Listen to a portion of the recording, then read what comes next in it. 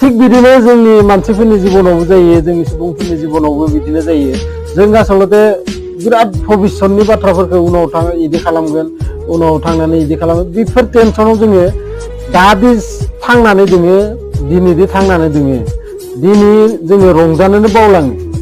दा दिनैनि जिन्दगिखौ जोङो माबोरै थांनानै थानांगो बेखौनो जोङो बावलाङो, मिनि खुसि थानोनो माने बावलाङो। जोङो गाबोननिखौ मा दा दसे उनावनो दि थैलांनो हागो बेखौ रावबो मिथिया।